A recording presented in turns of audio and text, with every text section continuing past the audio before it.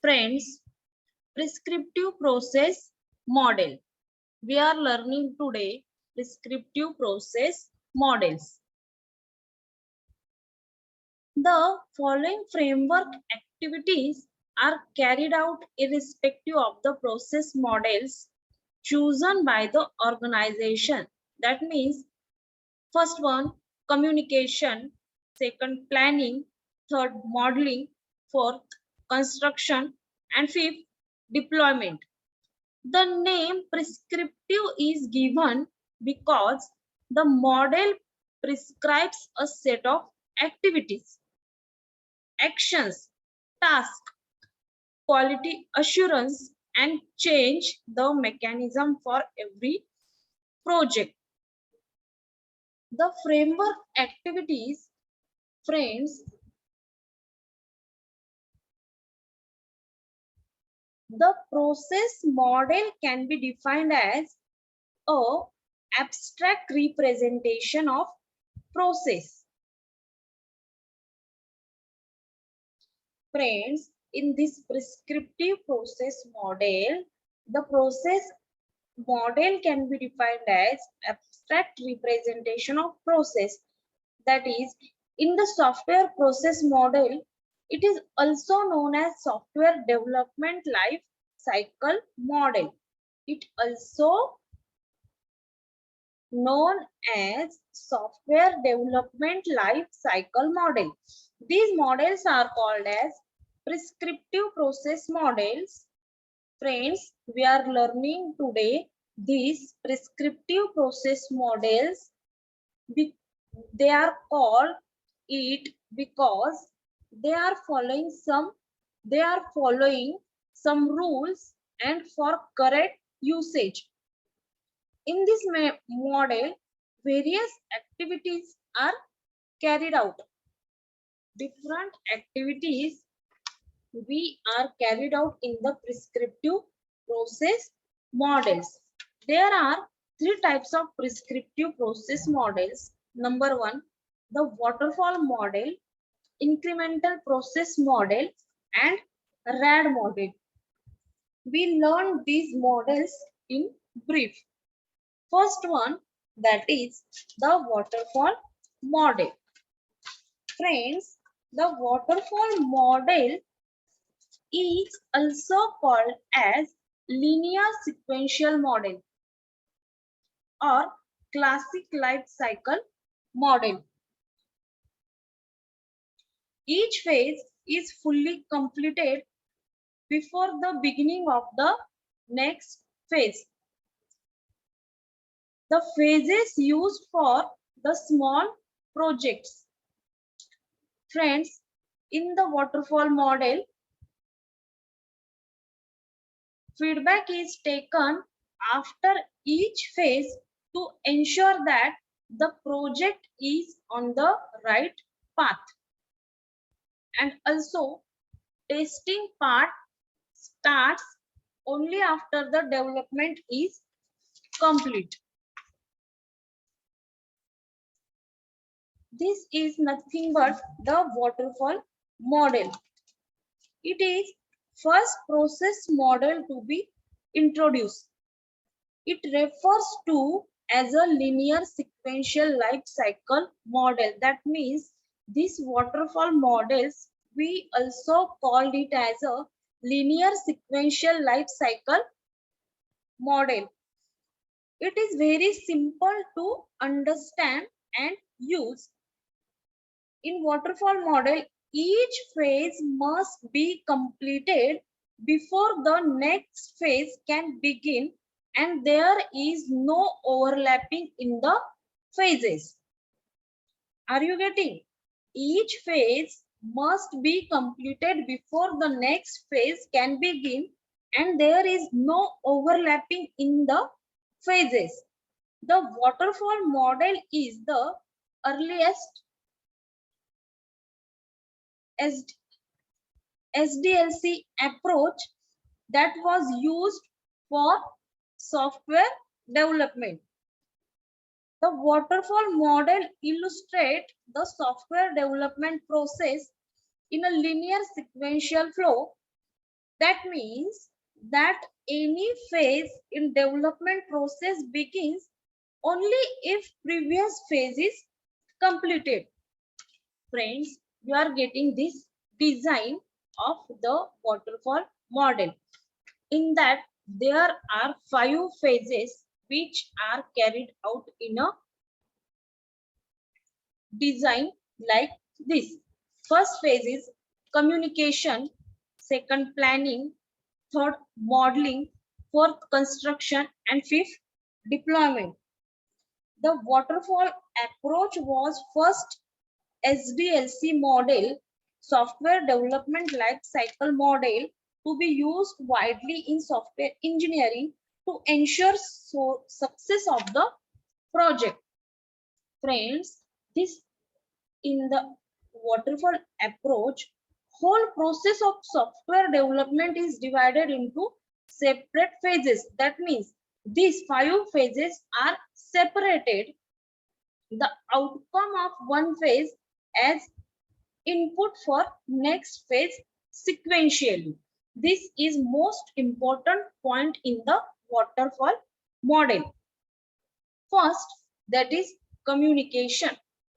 Communication is nothing but requirement gathering. Friends, here in the first phase communication, that is requirement analysis, in that user or customer's requirement will be documented. That means gathering the requirements and make a document that what is user requirements, then plan for next implementation. This is first important and lengthy phase.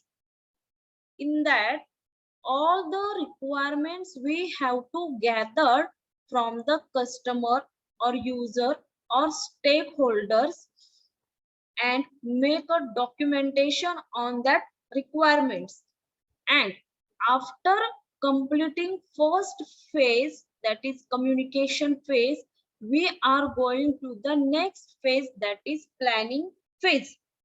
In that planning phase, we are taking input from first phase and make an estimation, scheduling or tracking on the software's plans. That means we have to estimate, schedule and tracking of the process. After that, we are going to the next phase, that is modeling, which is third phase, taking input of taking input of second phase and going to the third phase. We are going to the third phase only if when we are completing second phase. In the modeling, there is a analysis and design process is carried out. System design, that means it defines hardware and software requirements of system architectures. In that design, that means in the design, what the requirements of hardware and software of the system architectures are carried out, and system develops a small programs into units using input of second phase. Finally, in the fourth construction phase, we are taking from third phase as input, where coding and testing part is done in the fourth construction phase. In the testing, each unit and its functionality are integrational, all integrated, all the units are integrated and tested. That means in the construction phase, that is in the testing phase, all the units are integrated and tested the success and failures. That means which part is successful and which is going to failure are tested in the fourth phase. Number 5, that is deployment. In the deployment phase, delivery, support and feedback is carried out. Once functional and non-functional testing is done, then your product is ready to deliver to the market. If any issue, when your product is ready to deliver, in the deployment phase, we are delivering it, supporting it, and taking the feedback from the customers. Finally, we are going to the maintenance phase. It is not compulsory. In that maintenance, if any issue comes from client, you have to add and release it. That means in the final maintenance phase, suppose there is any issues or comes from customer, we have to release it and add the reference to it. This is the complete waterfall model which is used in the software development process. This is the traditional models where we are using 5 phases. Completely, these 5 phases are having, these are depends on each other. Friends, here are the advantage in the waterfall model. Here are the advantages. That means simple and easy to understand, implement and use. Second advantage, all the requirements are known at the beginning of the project, hence it is easy to manage. Third, it avoids overlapping of phases because each phase is completed at once. Works for small projects. Preferred for those projects where the quality is more important than the cost. These are the simple advantages. And the disadvantage of waterfall model is that it is not good for complex and object-oriented project. The problems with this model are uncovered until the software testing. The amount of risk is high in the waterfall model. Here, the second model, that is incremental process model. Incremental process model, this is second model. In that incremental model, a process of software development where requirements divided into multiple stand-alone modules of software development cycle. In this model, each module goes through requirements, design, implementation, and testing phase. So, friends, the incremental process model combines the elements of waterfall model and they are applied in an iterative fashion. Are you getting? The first increment in this model is generally a core product. Each increment builds the product and submit it to the customer for any suggested modifications. The next increment incompletes on the customer's suggestion and add additional requirements in the previous increment. This process is repeated until the product is finished. For example, the word processing software is developed using the incremental model.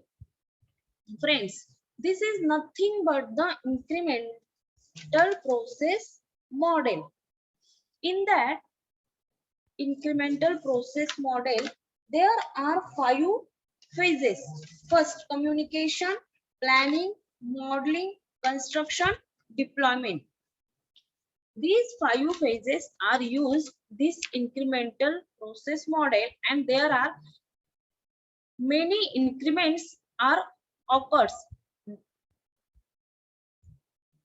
Suppose we are taking these all 5 phases in the increment 1. In increment 1, take initial requirements from the customer. That means in increment 1, we are taking the initial requirements from the customer through communication phase, planning, modeling, construction, deployment.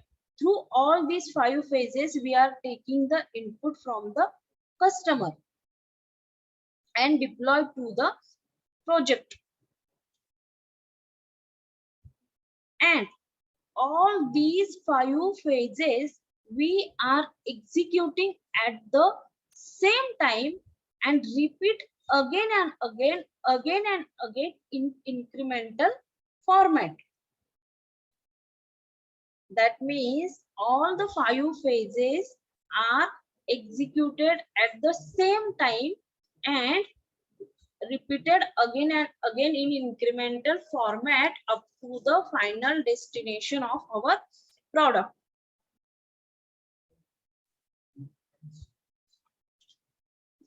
These are the advantages of our incremental model. This model is flexible because the cost of development is low and initial product delivery is faster. It is easier to test and debug during the smaller iteration. The working software generates quickly and early during the software life cycle. The customers can respond to its functionalities after every increment. Next, disadvantage of this incremental model. The cost of the final product may cross the cost estimated initially. This model requires a very clear and complete planning. The planning of design is required before the whole system is broken into small increments. The demands of customer for the additional functionalities after every increment causes problem during the system architecture. Third one, that is a RAD model. Friends, RAD is a rapid application development model. RAD is rapid application development model. Software product is developed in a short period of time. The initial activities start with communication between customer and developer. Planning depends upon the initial requirements, and then the requirements are divided into groups. Planning is more important to work together on different modules. The RAD model consists of following phases. Friends, this is nothing but the RAD models. In that, there are many phases. First one, business modeling, data modeling, process modeling, application generation, testing, and turnover. This is term 1. Here, all the phases are carried out like the waterfall model. That means in the first phase, when we are completing first business modeling,